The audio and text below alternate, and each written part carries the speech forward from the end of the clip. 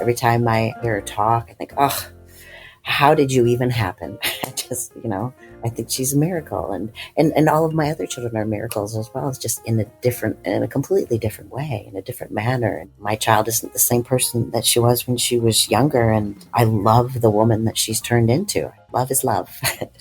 I don't think you can help who you love.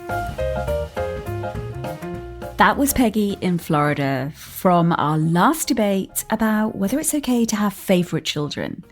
She was joined by Daria and Jamie as they did a shakedown on that hot topic.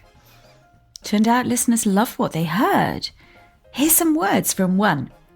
I listened to your new Parents Who Think podcast and I love it. I already had 2 aha moments about the favourite child.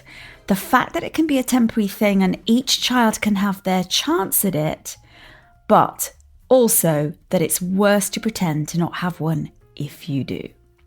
Awareness is always so key. If you're aware, you can decide whether it's something you want to pursue or not.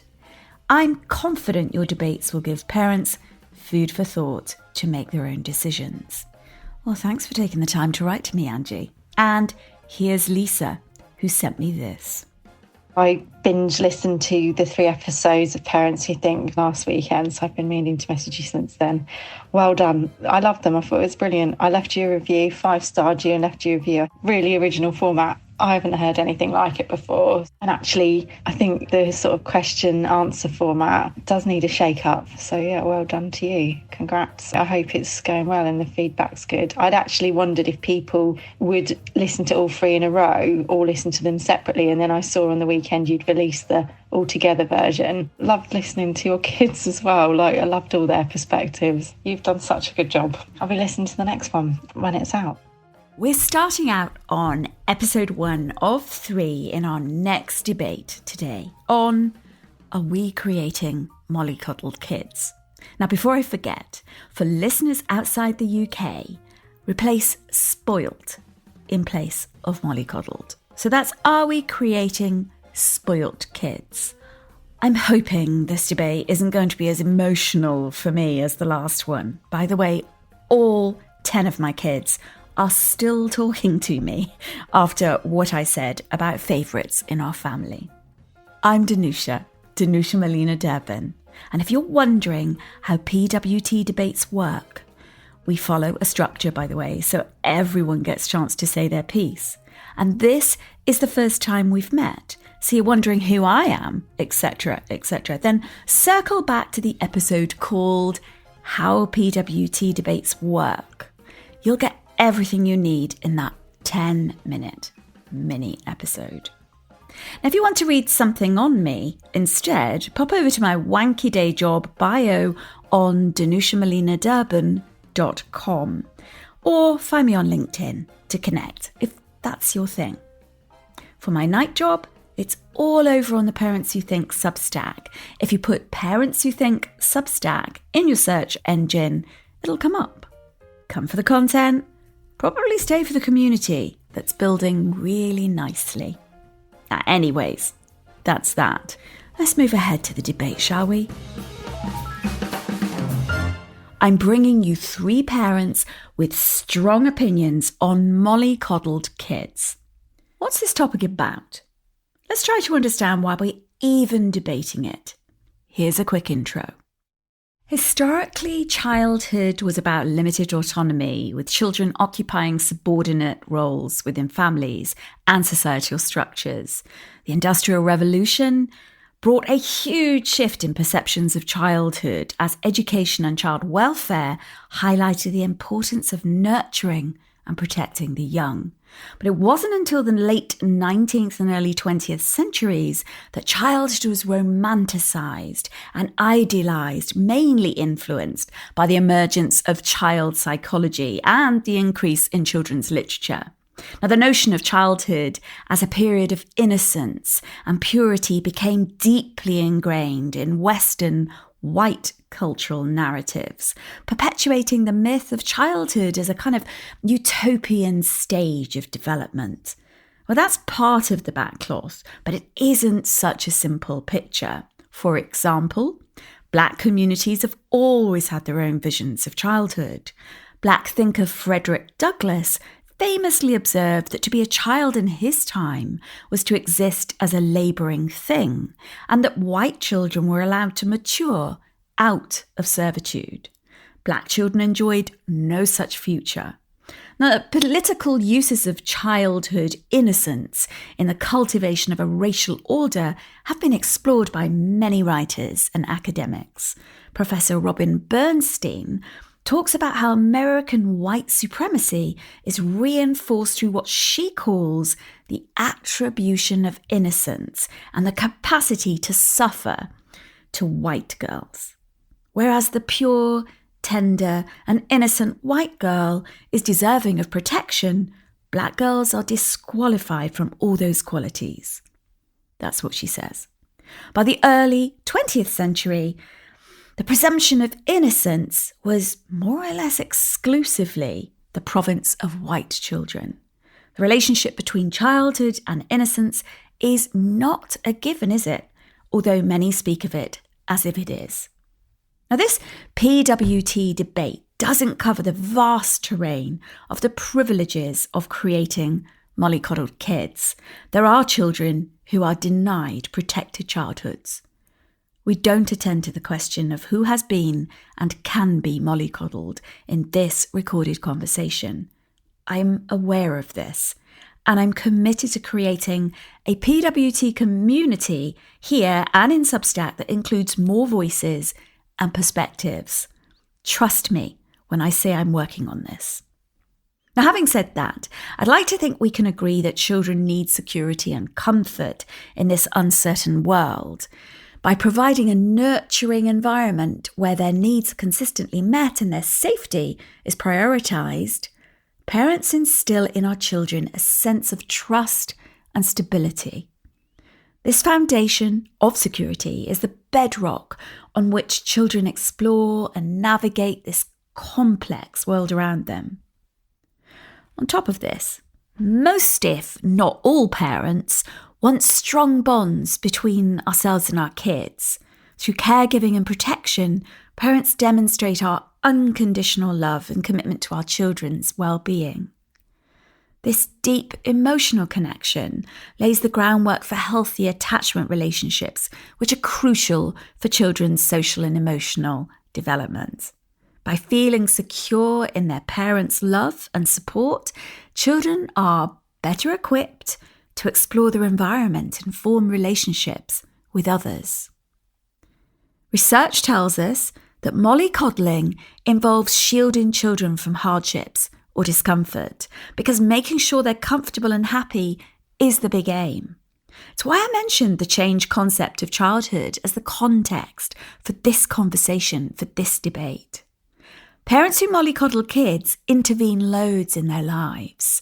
They micromanage their activities, they solve their problems and shield them from failure or disappointment. This approach comes from a wish to safeguard children from harm and boost their self-esteem. In episode 3, my guests put the unintended consequences of this parental style through its paces. We'll hear what these parents think the impact of mollycoddling kids is for the kids themselves, as well as for society. This phenomenon of mollycoddled kids reflects a shift towards overprotective parenting styles. By shielding children from pressures and allowing them to enjoy a carefree and nurturing childhood, are parents really safeguarding their mental and emotional well-being? Or instead creating a next generation of entitled, work-shy people?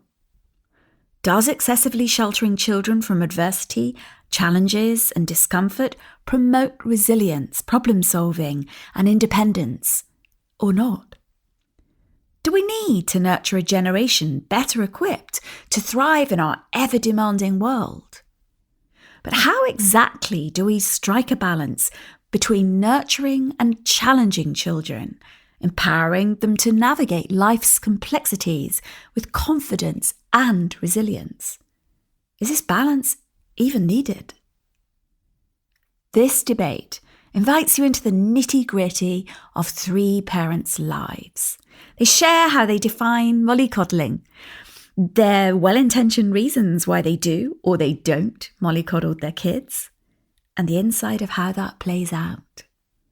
These are parents who thought a great deal about the ways they do what they do and the reasons for them.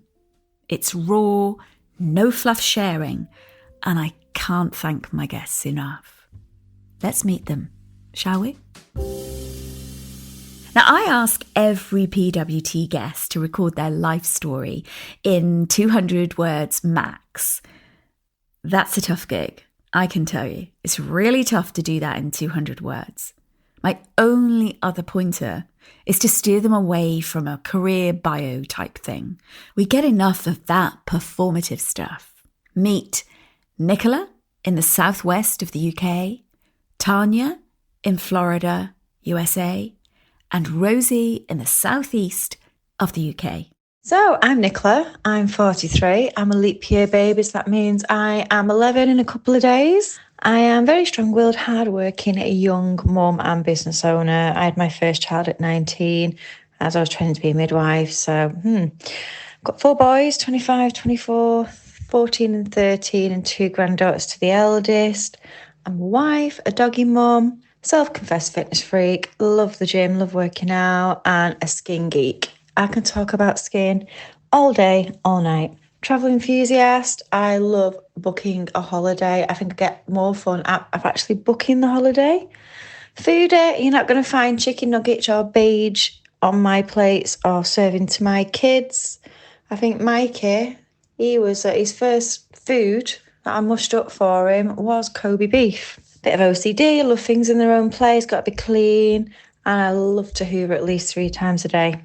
I've got no patience whatsoever. As I've got older, it's got worse. That is why I've got my own business, because I could not work for anyone else. I'm terrible. I just get things done. I don't faff around. I say it as it is. I'm definitely a girly girl. I love pink. I love sparkles. I used to get dressed up all the time, but living in a little village in the West Country, not much opportunity these days. I gave up my heels quite a long time ago for trainers. So, I detest tech, absolutely detest tech. So doing this was like my worst nightmare, uploading, entering, data input. But anyway, that's me.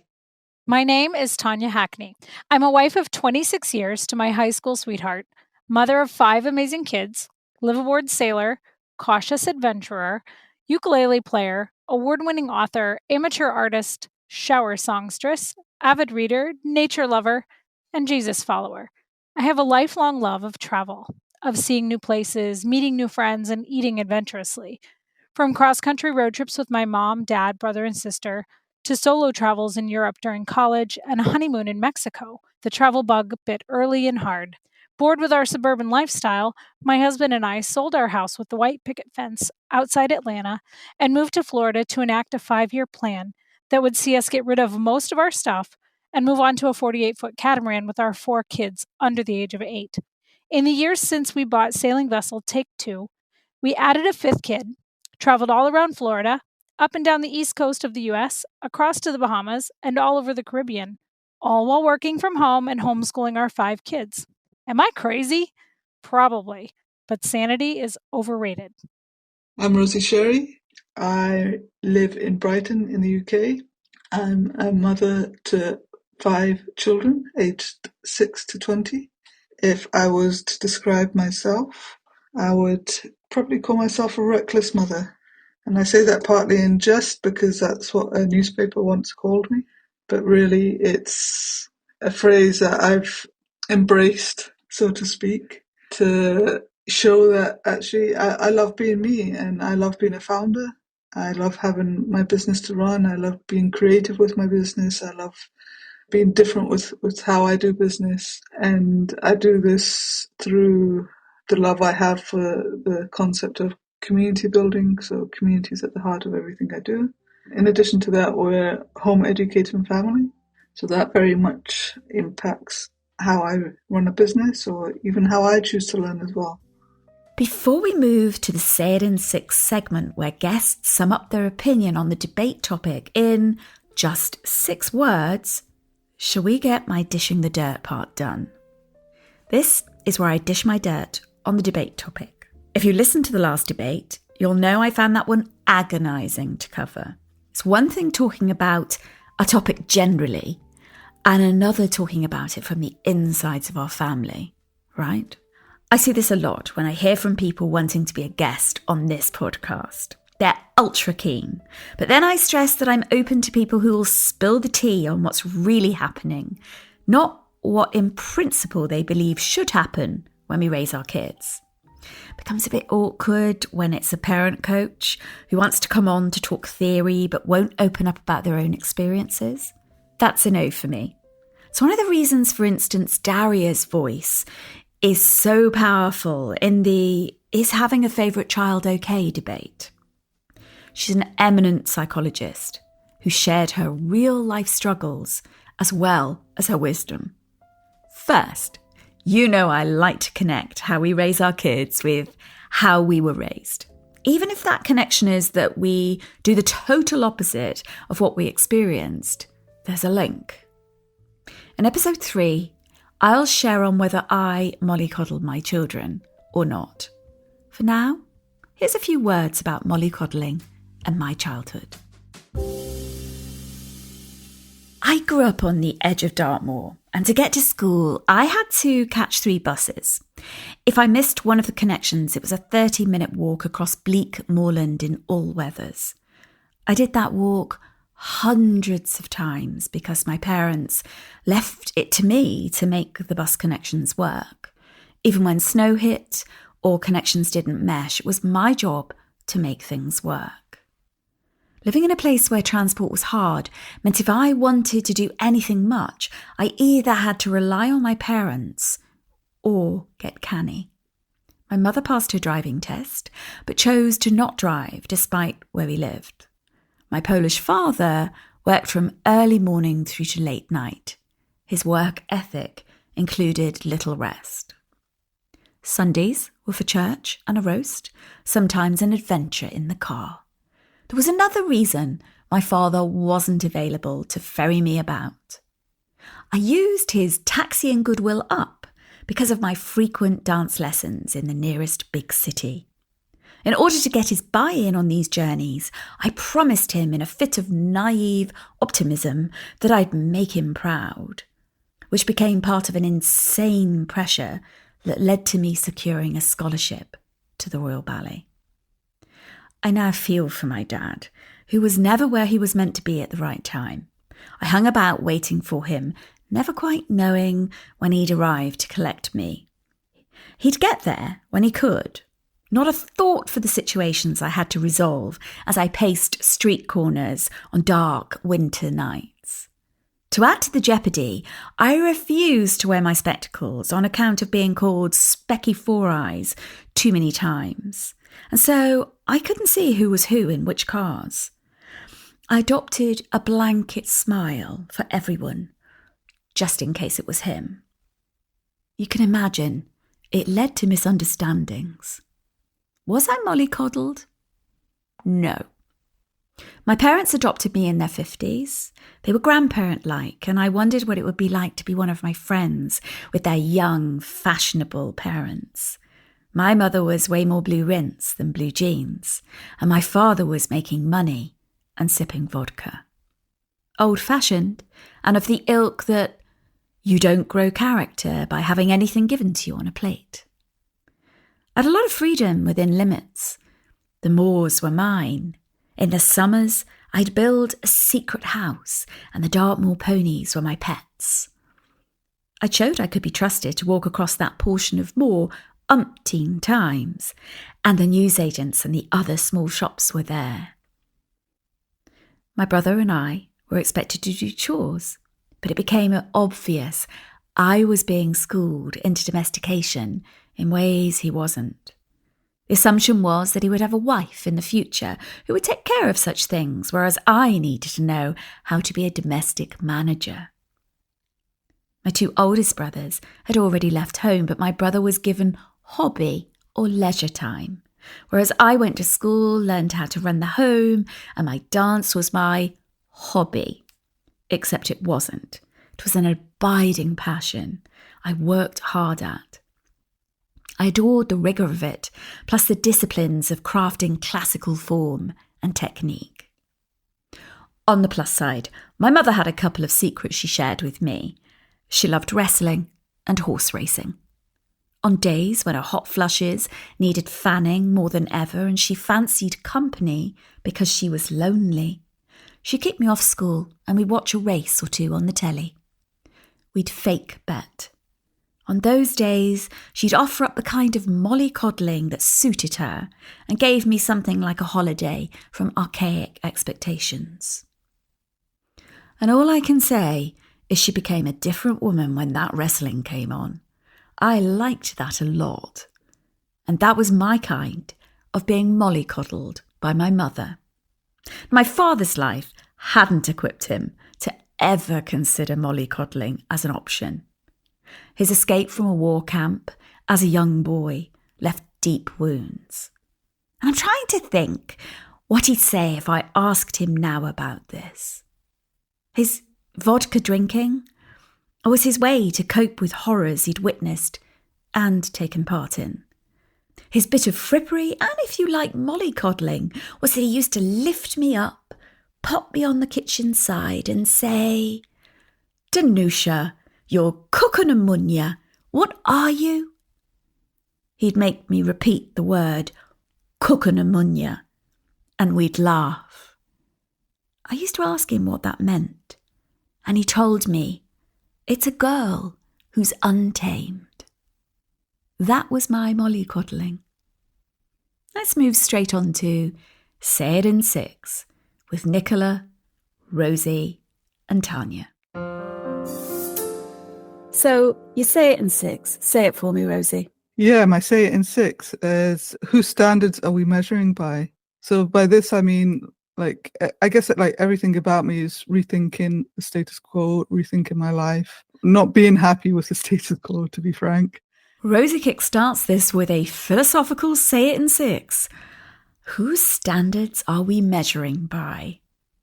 Let's hear where Nicola takes this. We are definitely mollycoddling our kids. I believe the generation I'm now growing up, not my older children, but my younger children, I think due to me being older, I'm definitely mollycoddling my children because I want to protect them from the big bad world. So you are mollycoddling? I am now. I never used to. With my eldest, definitely not. My two youngers, I do. Yes, unfortunately, I know it's not great for them. Well, that puts a different slant on things. Nicola never used to mollycoddle her first two kids, but does her youngest two. Okay. So you're saying in six. If you could tell me, Tanya, what's your say in six? Our culture is raising weak kids. That sounds like a really strong statement. Our culture is raising weak kids. Yeah. Got ya. Yeah, I don't know if it's a popular opinion or not. And I think it's very old-fashioned in a sense. I mean, in many ways, I'm more old-fashioned than my parents. I find it interesting that guests often mention their own childhood when I ask them for their say it in six. They volunteer this info, no digging from me. Maybe to you that's not a surprise, or it's dull. But I find it illuminating that people from different parts of the world refer to their roots so easily. Tanya's a clear yes to Are We Creating Mollycoddled Kids? Nicola also says we're mollycoddling, but brings nuance to this as she hasn't always been a coddler. Rosie throws the debate up by interrogating the premise of the standards by which we judge mollycoddling. These parents plant their flag and say, this is my opinion, there are many, maybe like it, but this one is mine. Of course, even when people on the surface seem like one thing, or think a particular way, is it ever really that simple? Usually not.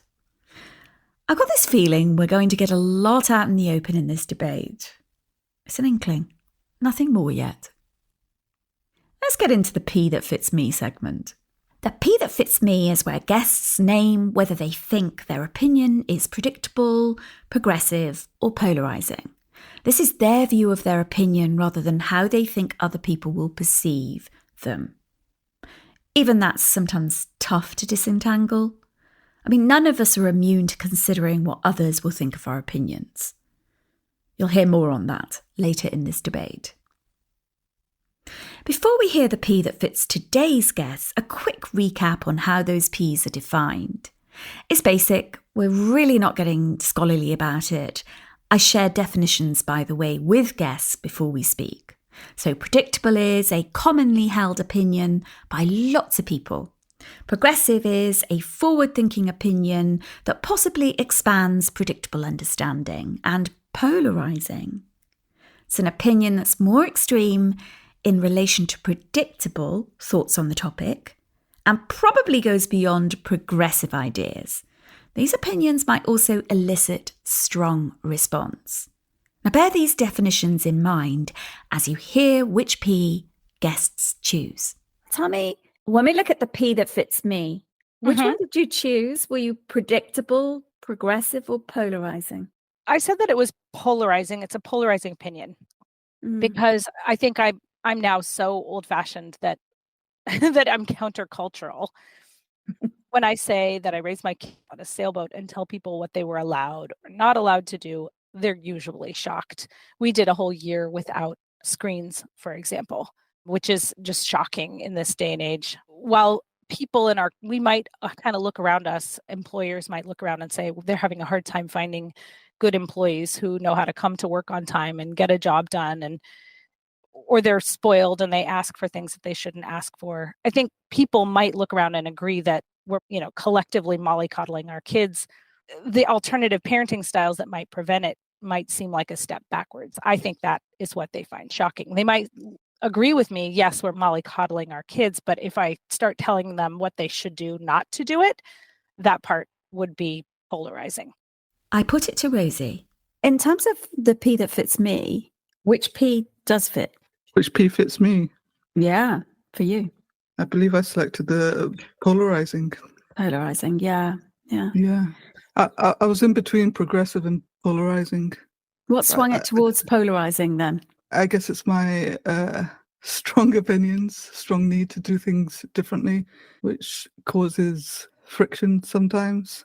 Part of me thinks, well, I'm progressive because I raise my kids differently and I do I believe I do my research and I'm thoughtful about what I'm doing. So in that sense, I say I'm progressive. I'm like doing good things. But then actually, maybe I'm a bit polarizing because I almost lead the way, and that can create friction or it can create misunderstanding. Like people don't understand, right? 2 out of 3 guests hold polarizing views. I can't wait to see what Nicola says. What's the chances she'll be polarizing too? I think low, I'd have thought. Do you believe your opinion is predictable, progressive, or polarizing, Nicola? So I thought I was polarizing because I'm contradicting myself in my opinions. One instant, I don't mollycoddle, but then 10, 15 years later, I am a mollycoddler. So I kind of polarize myself. Brilliant. Does that make sense? It does, because, you're polarizing within your own life. Yeah, totally. And it's like, how has that happened? That's not what other people. This P that fits me isn't about what do other people think of your opinion. No, well, God knows. That could be anything, couldn't it? But actually, what do you think? And it's like you polarize. You cut across the extreme. Yeah, totally. We have a hat trick, a polarizing trio of guests. Did I know this was coming when I chose these guests? Not at all. Nicola, Tanya and Rosie all mentioned their childhood and compared how they're raising their kids in similar or different ways to how they were raised. Here's Rosie on why living by previous standards wouldn't feel right for her. I look back in time and how I've grown up with my family, for example, my parents, my grandparents, or how other people grow up. And obviously we don't live like how we used to, compared to 20 years ago, 30 years ago. The world has changed. If we were to live by the standards of our parents or grandparents, people would, it wouldn't feel right in today's world. So I guess like when I'm thinking about whose standards are we measuring by, it's like I'm creating my own standards, and I feel like I have every right to do that, and I enjoy doing it. And I guess the more the world moves on in the current state is, yeah, I guess it's wild out there, and we're able to be more independent as human beings. So if we're talking about mollycoddling, by whose standards? Certainly, like, I'm going to go with my standards and create my own, basically, is how I'm thinking. And I'm going to, as much as possible, be aware of other standards or, stuff like that. But like very much, I care about what I think and how I feel as a human being. How were you raised in terms of mollycoddling? Oh, good question. Yeah, how was I raised? I guess like I was relatively free, maybe too free. I guess my parents were quite hands-off, but they always tried to give me the best that they could. And the best that they could was varied. It was varied at different stages of my life, just because of life situations, health issues, job issues, all of that. So, I don't think I was mollycoddled in that sense, but they definitely kind of prioritized us as the kids over themselves, I would say. But I don't think I was mollycoddled. I had a lot of freedom, and that I think was a good thing. Yeah, it's interesting. I had a lot of privileges, but I also just I guess like as I got older, I had less privilege because of our life situation. So I kind of like just had to get on with stuff, and it was fine, to be honest. It was just like I'm getting on and doing my own thing, and I think like as a result, I left home when I was 18 because I was like, well, I need to go do what I need to do. I traveled halfway across the world on my own and just made my own way. So yeah, I guess that's, if we're looking back at my life, that's kind of like my situation is like, I never expected them to provide for me. And that's, I guess like that's made me who I am. That's made me strong, I guess, as I reflect on it. I do reflect on the fact that I'm grateful for that, but at the same time, life could have been so much easier if I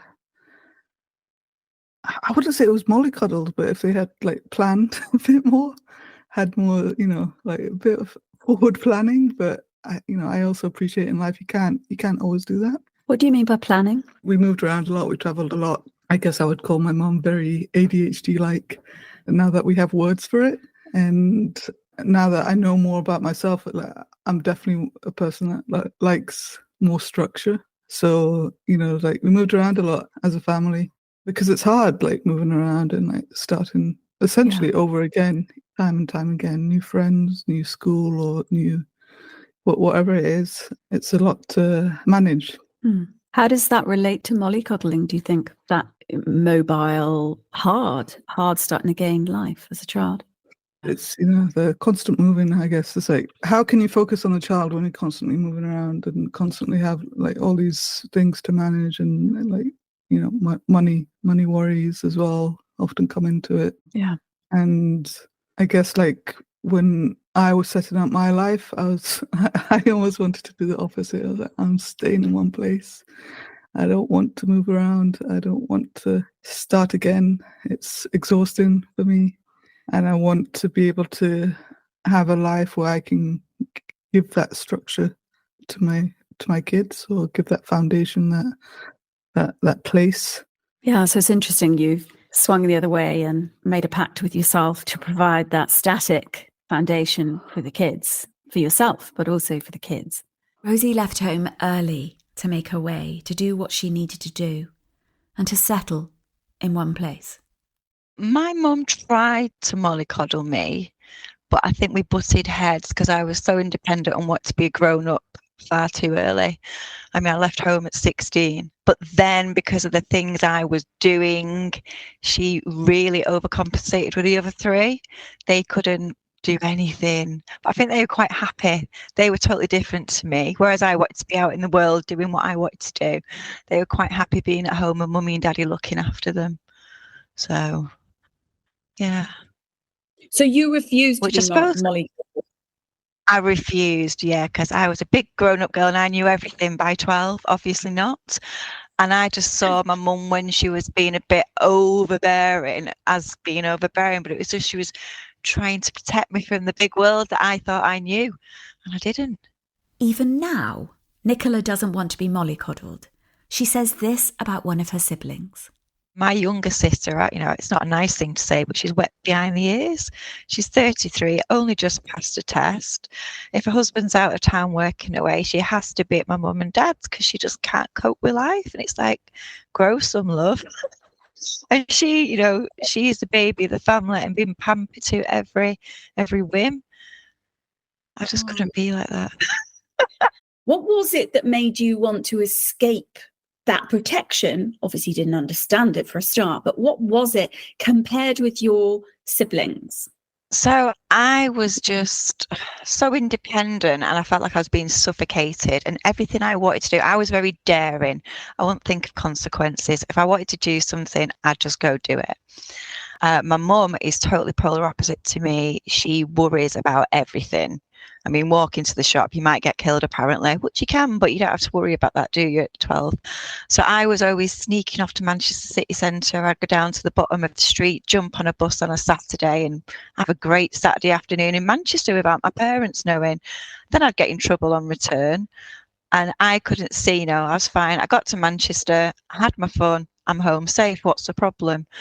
Obviously, as an adult now, I can see that being a problem. I wouldn't particularly like it, the boys sneaking off. Yeah. Me and my mum were terrible. As a little girl, it was fine. It was all hunky-dory. I was a little princess. And then as I got to teenager and I changed, we had many arguments. I was grounded. I can't remember how many times. Yeah, many arguments, door slamming, I hate you thrown around quite frequently. Screaming into the pillar. Dad was okay though. I was daddy's little princess. So with dad, he used to do nice things together. We had a very similar personality. We could have a laugh, have a giggle. He respected my views, whereas mum didn't. She was clear cut. You do as I say. And there was no room for an opinion. Dad would ask me to do things, whereas mum would tell me. So, because I'm being headstrong, if someone asked me, I would try and, do as they asked. But if you tell me to do something, I'll do the opposite usually. I asked Tanya if she was mollycoddled. You probably know the answer she gave me. Yeah, not mollycoddled. Not at all. My parents were pretty old-fashioned, and I would say they would probably be in the authoritarian parenting style, definitely not the permissive parenting style. I'm a product of the 70s and 80s. Mm-hmm. And so I think parenting kind of went in two directions, as it does now. Probably we just rename things every few years. Like there was the Dr. Spock book that came out, and a lot of parents adopted the permissive parenting style. My parents had been raised in religious homes, and so, they were the if you spare the rod, you'll spoil the child kind of parents. And so the expectations were very high, although they themselves, I think, came from really difficult homes. Breaking generational patterns is something we talk a lot about these days. Maybe it's hard to believe, but this hasn't always been seen as possible. So what I didn't like growing up was that my parents could say, because I said so. Like I hated because I said so. Now I've used it on occasion, but only, in extreme circumstances. I also hated that my dad said, do as I say, not as I do, which just sounds like hypocrisy to me and felt a lot like hypocrisy.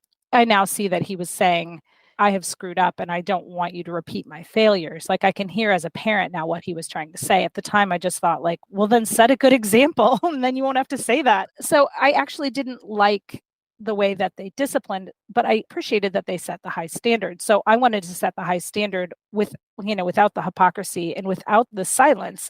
There was a lot of discipline and anger when I was a kid. So we've definitely improved on that. But I came from a place of high expectations, the expectation of obedience and risk and reward, punishment and reward, really I prefer the word correction in my own family, but there was definitely punishment and reward in the family I came from. And so I kind of go in the other extreme. I do expect immediate obedience, certainly when the kids are younger.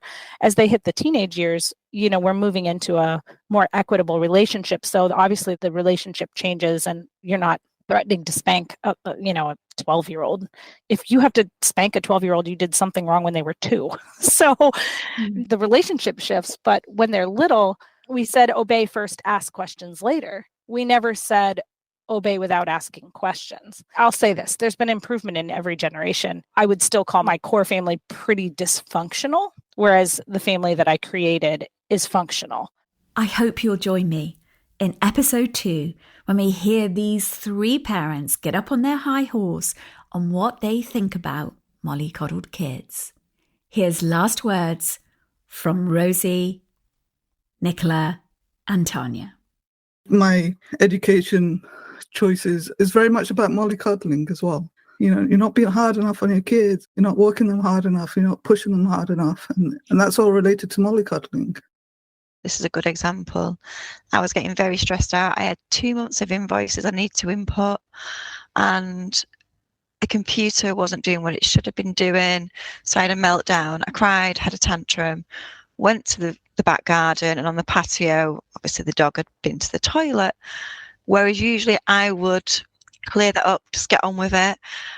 I shouted upstairs. I went, "Can someone please help me? The dogs have pooed in the garden." And because I was having this tantrum, Ben straight away ran down and he did it. Whereas normally I'd kind of be ignored unless I did have that paddy. Yeah. While we were not permissive and we were not authoritarian, the parenting style that sort of falls in the middle is authoritative. We've been on this planet a lot longer than our kids have. We feel that we have a gift to give them, that we can steer them in the right direction, that we've made a lot of mistakes that we can help them from repeating. And we have this authority. We're perfectly comfortable stepping into our authority as their parents, but we also are not on a pedestal. We are also human, and we make mistakes, and we need grace, and we offer our kids grace. So I think that's where maybe I would love to think that I've improved on the childhood that I had, because we have an open relationship with our kids where we're able to talk. It's not the old generation of you should be seen and not heard. It's definitely we want to hear from our kids, but after they've obeyed us. Thanks for listening to this episode of Parents Who Think. If you'd like to react in some way to something you heard, I encourage you to join the Parents Who Think Substack community, or on our YouTube page, funnily enough, called Parents Who Think. Thanks for being such a great supporter of the show, and tune in next week for more valuable conversation from PWT.